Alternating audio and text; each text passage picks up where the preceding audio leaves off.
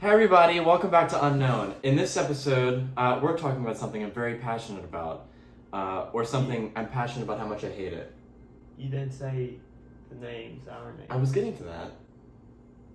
This is I'm Luke, this is Roman. I'm Roman. Anyway, you know who we are at this point.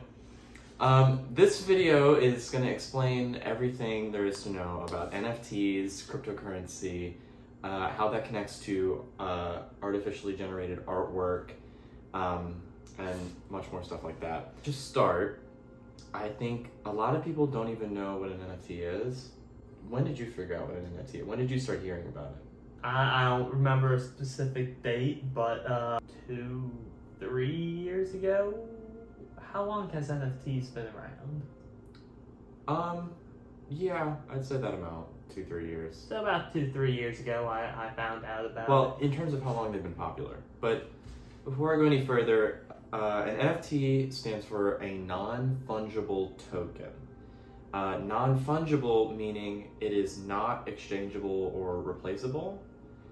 So essentially, an NFT is generally a work of digital art or photography that exists on a blockchain and is often purchased with some form of cryptocurrency.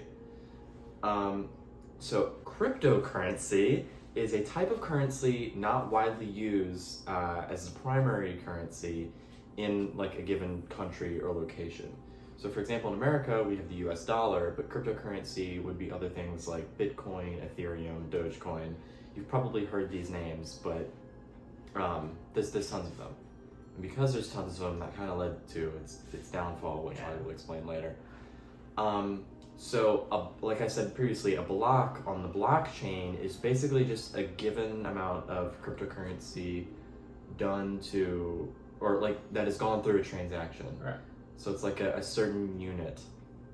So like this chain is just the chain of buying and selling of cryptocurrency for an NFT or whatever you may be purchasing with cryptocurrency.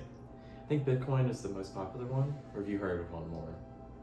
No, Bitcoin is the most popular one. I believe it was the first cryptocurrency, or the first big one. My brother almost invested in it, but my mom said it was a waste of money. Well, yeah, a lot of people really thought that it was something. A lot of people really thought like this is going to be the new thing, this is going to like overtake the dollar. In some ways it did. And in what ways? In what ways? Well, one Bitcoin is worth more than $1.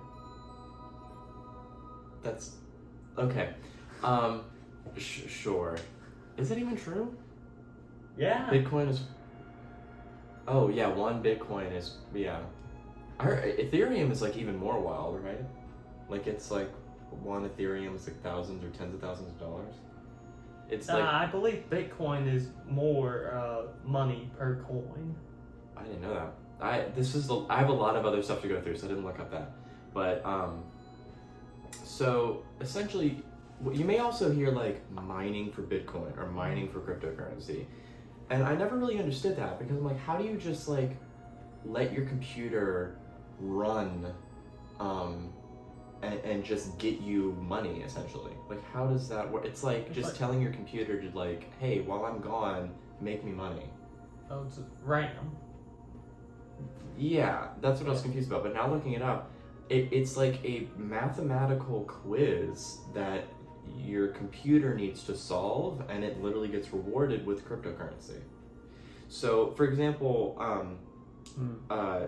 well, first of all, this mining allows for new cryptocurrency to be added into circulation, and for something like Bitcoin, there is like an official cap of Bitcoin to go into circulation that people who use it have agreed on. But at the rate mining is going, it's going to take until 2140 until they reach that cap, just based on how quickly they've been mining it. Now, to mine this cryptocurrency, huge like server farms are set up to just do this all day, every day. And you know, if you've ever had a pretty powerful computer, you know it generates heat, you need a fan in there. And these computers are just like doing very complex mathematical equations constantly. So not only does this place need really good like air conditioning. It's kept like frozen inside, and the server farms were also built in like cold areas, like Finland and China and Siberia. It's crazy. I hear that they just leave the doors open, and so that they don't need to pay for air conditioning. No, it's insane. Like, I can put an image right here of what it looks like, or one of them at least. So it's all just so that they don't overheat trying to accumulate cryptocurrency. And to put it in perspective, they said, and this was early on in like the whole like rise to popularity, they said the yearly energy usage of crypto mining was higher than the entire country of Argentina. How? Like how do you even? That's insane. Think about like just that was like the first thing I heard, but I was like, wait a second, this seems kind of sinister. Like all that energy to mine cryptocurrency. There's nothing sinister about it. Well, I'm just saying, like, think about all the better things you could be doing. Like, we have a functioning currency in this country. This is just, I don't With our rate of inflation, not for long. But cryptocurrency already fell. So say what you want about the American dollar, but we'll get to how it's basically over at this point.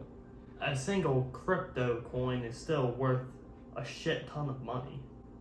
I wouldn't say it's fallen yet. Yeah, it has. People are scrambling. They can't sell it anymore. People are scrambling. But yeah, to move on, and to go back to what an NFT is, like I was saying, it's basically a work of digital art.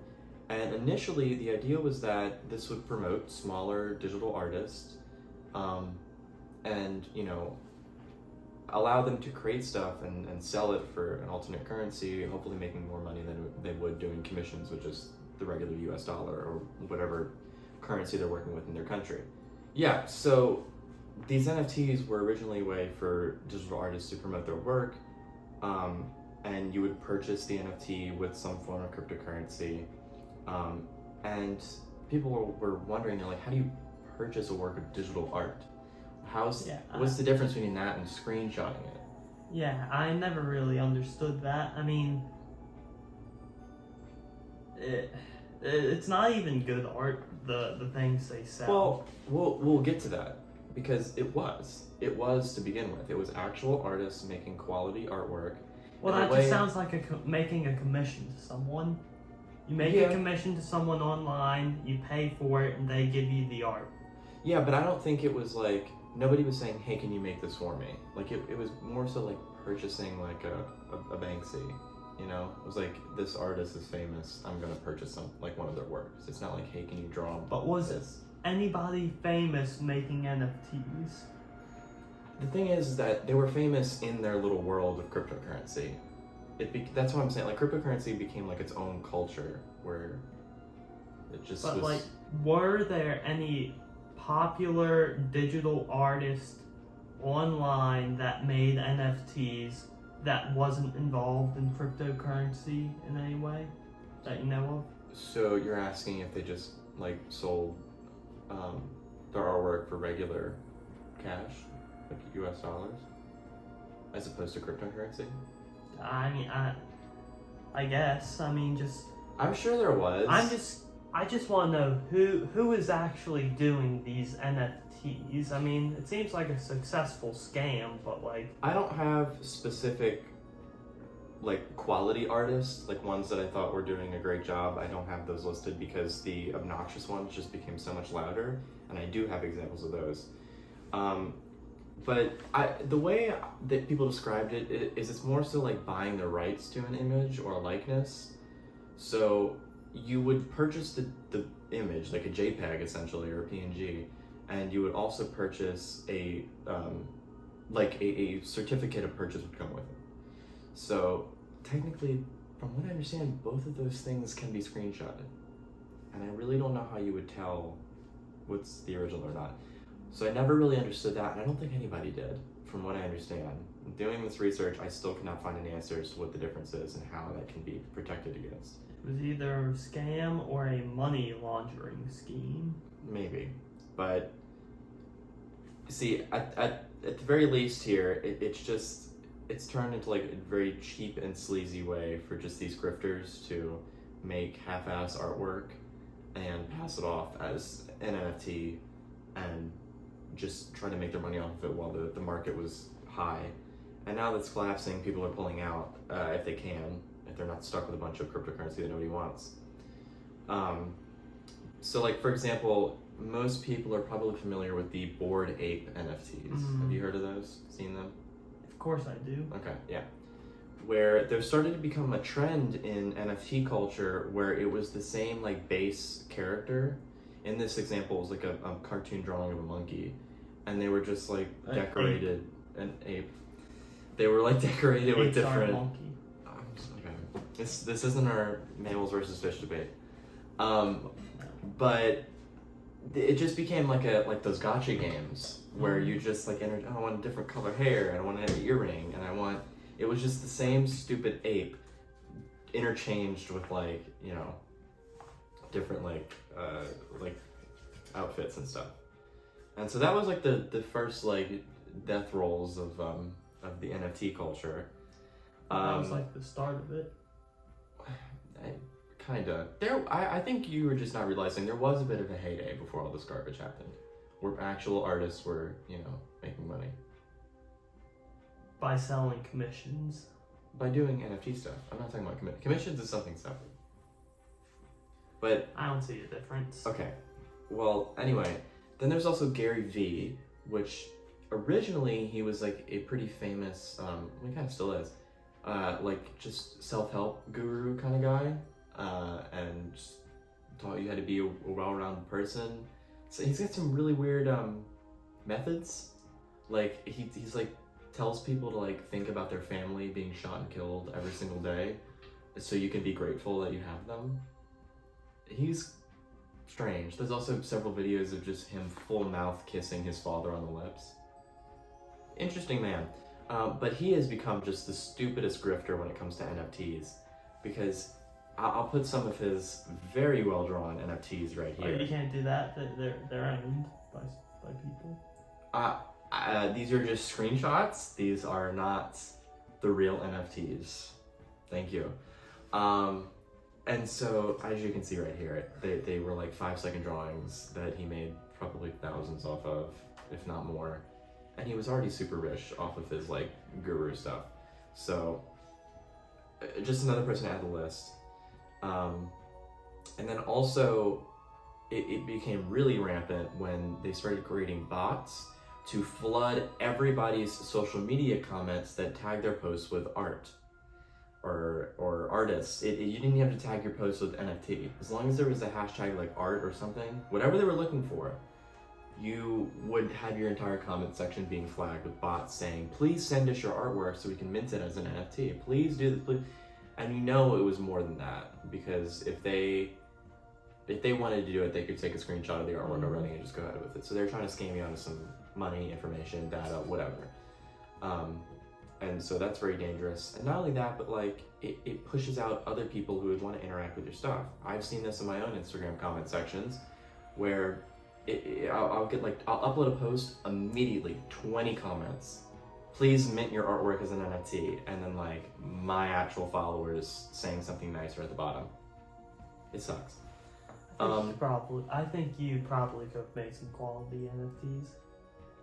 Yeah, I probably could, but it's too late now, because this behavior, it just becomes so rampant where people are just throwing these NFTs out there and making new cryptocurrencies and trying to do their own thing. It's just collapsing. Like, nobody knows where to put their money anymore. The only thing that still has a bit of it's still kind of kicking is Bitcoin, I'd say, because it's always kind of been the biggest, but it's definitely not in its heyday anymore. And not only that, but further investigation has gone into some of these groups, like the Bored Ape stuff, and they created something called the Bored Ape Yacht Club, which I don't think has actually anything to do with yachts, but it's just like a committee of these people who do like the Bored Ape stuff. And their logo is like strikingly familiar to like some like Nazi group, like secret society sort of thing. Like their logo is like exactly that. I'll put a comparison up right here. It's frightening. So it just, as people investigated this world, there's like more and more connections, like weird and sinister stuff, like internet underground black market. It's just, it's gone downhill, to put it simply. So hopefully that was a good explanation of what an NFT is. I don't know if you had anything you wanted to add before we moved on. NFTs and cryptocurrencies, I think they're a scam and that you shouldn't go into them. I mean, I'm not a financial advisor, but that being said, y'all should look into my brother's cryptocurrency, Sussy Coin. I think that's gonna be big. That's gonna be huge. Y'all have to keep that in. Did he actually make it? Oh yeah, no, it's a real crypto. Is it doing anything? No. Moving on to our second topic that is pretty intertwined with NFTs once you start researching it. It's AI artwork, or artificial intelligence artwork. So essentially, everybody knows about AI, machine learning, gets super intelligent. You've seen all the movies where it becomes too smart and wants to kill the human race, like iRobot, Ultron. Well, an iRobot is like one sentient AI versus the other. I never saw iRobot. I'm sorry. But AI is gonna be that is the future, Roman. I hope you know that. It's only a matter of time. Sure. But this AI art takeover is something more sinister, I think, than other AI taking other jobs. So, for example, the way AI artwork works is that it can't just the computer can't just make up an image. It compiles art and images from across the internet based on whatever prompt, little written prompt that you type in to the generator. So technically it's not making anything wholly original, it's just a Frankenstein's monster of other people's artwork, which it does not credit, it does not, it's not under fair use, there's no legal precedent for this whatsoever. And so what do you think that does? That is a perfect breeding ground for somebody to type in anything they want, call it original artwork, maybe even lie and say that they drew it, and pass it off as an NFT and make money off it that way. So that's where the connection is with that in AI art. Now, yeah. I'm gonna play a little devil's advocate for AI art. I mean, doesn't seem all that bad. I mean, say an artist needs some inspiration and they know what they want to draw, but they don't specifically know how to go about it. They could use that to get some inspiration, or the person doesn't even have to be selling it. They could just want some cool art of a specific thing or their favorite fan fiction, and so they just use that to type it up and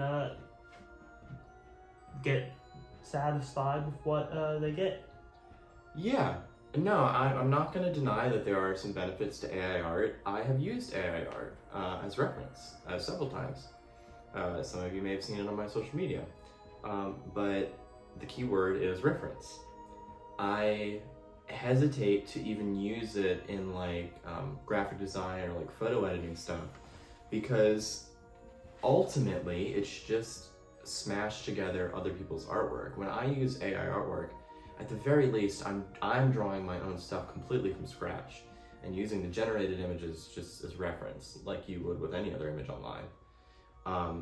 So there are benefits, but it's also taking away job opportunities, earning artists less money. And I know some people roll their eyes to that, but it's very visibly already happening, and I'll give some examples. But before that, I wanted to say how it's different from other AIs taking over other jobs. I remember a few years ago in article headlines, it was with the rise of driverless cars, truck drivers don't have a job anymore. Okay, but it's unfortunate, but think about it this way. These truck drivers didn't make the AI that took them out of a job. The AI that they have does not rely on them still driving trucks or driving trucks in the past to function. Think about fully automated Wendy's in Japan. It doesn't require the previous work of fry cooks to function. It requires some scientist that made an AI in a lab somewhere, some I computer science major. I do want to say I'm all for automation whenever it comes to things like fast food workers in the kitchen or giving us food. But like, there's some things that just shouldn't be automated like that. I mean, I like AI art, but I don't think it should replace what we already have. Yeah, so that's the thing. It's this AI art, it lives off of existing artwork. It can't function without it. So us artists just essentially created our own demise, because if it weren't for us posting all of our art and photography or what have you online, this AI couldn't function. But I mean, how else are you going to share your work? How else are you going to promote yourself? You know, you need to. That's how just the world we live and works nowadays. And I've already seen it start to pop up in some places, like places like Twitter already. It's just all over the place. Article headlines and just articles would often have like supplemental artwork to go with their stuff. That doesn't necessarily require like photography of an event or something. Mm-hmm. And they used to pay artists to make artwork for their articles. And I'm talking like big things like the Washington Post and all that. Now, for example, like the Alex Jones situation, being that he's like being sued for all that stuff recently, like with the Sandy Hook school shooting. Mm-hmm. There's like artwork of like AI generated artwork of him, like for these articles, where if like a public figure is well known enough, the AI can generate kind of okay images of them. And I guess the person couldn't really sue them since it wasn't a picture of them, but rather an AI recreation of what a person is.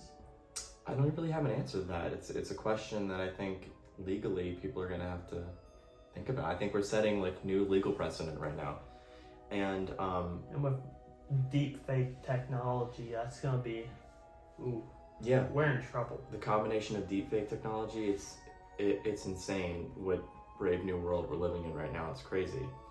Something else that I've also found very sinister with AI artwork is that if a specific artist's work is popular enough, just to give an example, R.J. Palmer, he's most famous for creating those really realistic looking Pokemon designs.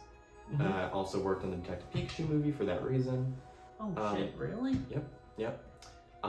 And he's very famous on Twitter and social media, and so his artwork is very prevalent. So people have said, okay, type into an AI this Pokemon in the style of R.J. Palmer, and it makes it. And so it's like, you are now specifically taking away work that you could have paid this artist for, blatantly. And it's like, sure, I can see how a non-artist sees this opportunity and goes for it, but, you know, this needs to be said, that it's kind of vile. I just want to say, though, one thing. Mm-hmm. I love the, like, old 90s anime art style, like Sailor Moon. I love that art style. I'm broke as shit. I can't... commissions are pretty expensive. So if I want to see a character from an anime I really love redrawn in the style of that old Sailor Moon style, would the AI be capable of doing that? Yeah, it has to be specific enough and it has to be famous enough, the style you're going for and the character, to be able to do it. There's also a tool where if you get an image that you like, you can put it back into the generator and it uses it as a base for what you want to do. So if you have a character that you want to see in this style, you may start with an image that encapsulates the style, or you may start with an image that is a good image of the character for it to reference. So I'm in a mix of awe and terror at our future with AI in general. I've been pretty harsh on all this in this episode today, but ultimately, I think that if we get a handle on it and we apply some legal force to this, it could be a very helpful tool. But in my situation specifically, I've always wanted to be a concept artist. And I've had my college professors who are in the industry tell me that job does not exist anymore. That has been my job. That's been my dream job for my entire life. And within the period of a couple weeks, they said, actually, never mind. So it's just wild. It's heartbreaking for me. It really is. And I have to figure out what I want to do from here on out. But to be more specific about that though, it's not what I would have been doing is creating concept art from scratch, my own ideas from my head. And I have this book here, which is the art book for WandaVision, which is essentially all the concept art that they made for it. And this is a bit more refined than, generally what like initial concept art would look like. But still, a lot of what you see in a book like this, that goes into a lot of the behind the scenes work for, these huge blockbuster movies, a lot of the human element is taken out of it now. And it's just the AI sort of in charge, especially with popular content like Marvel. It's more so going to be like, here, let the computer generate this prompt. Like an executive is going to go to an artist and be like, okay, let the computer generate this prompt. We already came up with it. Here's your prompt. And now I want you to take what the computer makes and refine it. So like, the AI is still going to be funky with hands, eyes, stuff like that. So they're going to tell the digital artist to go and refine it. That's what I would be reduced to if I still go down this career path. So I got to figure that out. And then to loop back around to NFTs, there are different AI art making platforms like Starry AI that now promotes the making of NFTs by creating AI art with their site, which is just so garbage at this point. Mm-hmm. It's like a get rich quick scheme, and those never work. Like literally type in this stupid phrase, whatever cranks out, try to sell it for. Nobody cares about the art anymore. It's just about trying to make money. It's completely dissolved, the whole original message. Yeah, like I was talking about earlier, AI art's popping up everywhere.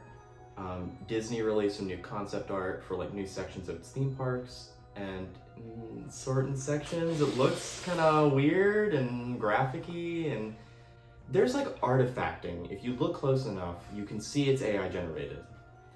And so I've been looking for that. Or like on Twitter, somebody it looks like just somebody made some artwork and it's like, wait a second, the hand's got like 7 fingers. It's not right. Artifact. It's getting hard to tell. And you're starting to see it pop up in a million different places. You mentioned the word artifacting. Mind explaining that for the viewers? Okay. Do you not know what that is, or you just want me to explain it? I know it from Homestuck. Well, I don't think it's the same thing we're talking about, but artifacting is when you can kind of see like visual glitches that the computer obviously caused. So like weird like color shifting, like color's not right in a certain place, or pixelation, or like the rest of the image is generated very nice, and then there's a corner where it's messed up. Yeah, that was in Homestuck. Yeah. Okay. Well then, yeah, I guess we maybe are using it the same way. Yeah. Okay, so moving on to where the situation currently is at. Some of you may know that Elon Musk, CEO of SpaceX, recently also bought Twitter. Mm-hmm. Well, he bought it as like a joke, and then when Twitter was actually like, okay, sure, he backed out, and then was forced back in because he already signed a binding contract. So don't know what that was about. I'm not gonna make this a big tirade about Elon Musk, but I will say that he was a very big supporter of NFTs and cryptocurrency. I think he's since backed out since it's kind of collapsing on itself recently. Mm-hmm. But like I was saying earlier, Twitter has just become rampant with AI art, and everybody was not crediting artists to begin with, or saying that it like generally you're supposed to tag this art with hashtag like AI or hashtag. Who's that? People knock on my door all the time. I don't know why. I'm like at the end of the hallway, so. I was ready to jump the person, Roman. Yeah. It was like 2 a.m. and somebody like banged on my door loud. That's staying in. Like I was saying, if you post AR work, it's very courteous if you at least put the hashtag on the post saying hashtag AI, hashtag AI artwork, hashtag AI generated, whatever, what have you. But people just don't do that. And now that like more than half of Twitter staff left, and it was literally about to go down a couple nights ago as we're recording this, there's no moderation. Absolutely not. Elon Musk is sitting on his phone, and if he finds somebody he doesn't like, he just bans them, which, he bought it, so he can do whatever the hell he wants on there. But there's nobody to moderate that stuff, and I don't think Elon Musk is too against NFTs, cryptocurrency, AR, or whatsoever. So, whatever. I'm upset that Twitter's dying. I'm not. Twitter was a nice place for me to platform myself and my artwork, but it was kind of a cesspool. People hate it because they went on there because it was bad. They went on there for political takes. Don't go on Twitter to doom scroll about political takes. It's hard to go somewhere to not doom scroll when the only thing there is doom scroll. But when my feed is just like cool characters and dinosaurs, that's fun. Okay, you have a point. I gotta follow the right people, If I don't like them, I just unfollow. But my last. Whenever I see somebody I don't like on my social media apps, I just report them and then ban them, block them. Yeah. I just bring up the Twitter situation because Twitter seems to have just become the epicenter of like societal collapse at the moment. And my last line here is just, can online artists catch an effing break? Because it has been NFT, cryptocurrency, AI artwork, art theft. It does not end. It seems every day there's a new thing. And there's even like those climate change aware like activists that are like throwing cans of soup on like famous works of artwork, even though they're like covered in glass and everything's fine. Have you seen that? Cans of soup? Yeah, they threw like Van Gogh's like famous sunflower painting. They did it. But it's behind glass, so it's fine. But it's happening all over the place. These climate activists are like throwing like black tar and. What does that have to do about climate change? That's what everybody's question was. They were like, why are you doing this? But they just thought like everybody's looking at these paintings, so we're gonna go where people are looking. But that's I'll be honest. Some people just need to be put down. Everybody's reaction to that protest was what you said. They were like, why are you like trying to vandalize these like works of art of nature, these fantastically painted sunflowers of Van Gogh. And they took that and they ran with it. They said, okay, well sure. We're gonna go to model car dealerships. We're gonna go to like these fancy uber rich like car dealerships and throw tar on their, Whenever you're being a nuisance, that just makes me want to do the opposite of supporting your cause. It makes me want to go actively against it. I'm all for fighting climate change and promoting nature and all that stuff. But like, if you're gonna be an annoying little shit about it, I just want to throttle them, I mean, why couldn't they have done this to the Ajit Kapoor? Who? The big bean guy that the people hate. He created the big reflective bean. Oh, the one in Chicago? Yeah, Ajit Kapoor or K, I believe. Yeah. What does he have to do with it? Why do people not like him? I don't know if his first name's. Look up who made the bean. He's an artist who Anish Kapoor. Apparently, the art community hates him because he's an asshole and he's an asshole. All artists are. Well, really. yeah, but like he's a real. A big one. He's a big one, yeah. Okay. A niche Just like the performer. bean, a big one. But yeah, that's an overview of just the utter depravity the digital art or online art community has turned into over the past few years or so. It just keeps getting worse. Seem to be at the threat of nuclear war every day now, so who cares anymore? I mean, really. I am hanging by a thread, Roman. Yeah, we all are. Yeah. I'm waiting for the collapse. If the collapse doesn't come, I do not know what I'm gonna do with my life. Okay, I wouldn't, wait for it, wait around. I try to enjoy what we have right now. Well, yeah, that's what I'm doing. Okay. It's just that, if it doesn't come, I'm kind of screwed. Okay. You put all your eggs in one basket, and if it doesn't happen, then okay.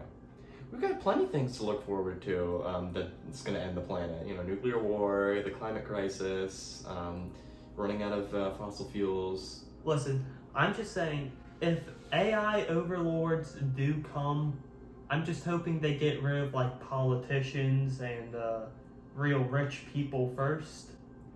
Just like No, the issue is that the rich billionaires like Elon Musk they're building the SpaceX rocket so they can get their ass off planet and leave us here. well, then maybe we could band up with the AI. They We need would meat just- shields. So we would just have to agree to become subservient to them. I'm fine with that. It can't be worse than what we got already. Yeah, what if it's like the Matrix and they shove us in like goop pods? I'm fine with that. Seems painful though. I mean, anesthetic, just knock us out. Okay, can't be worse than our current situation. But yeah, that's about all I wanted to say. This is a very me-centric episode, but we also agreed Luke is going to have a very him-centric episode coming soon. Do you want to reveal what that is? Or no, you want to keep it secret? Nah, it's either gonna be April 13th or June 12th. One of the two. Gotcha. All right, everybody. Well, thanks for watching. I hope this episode was educational to you. I hope you have the right opinion about this now. Thank you for watching. Alright.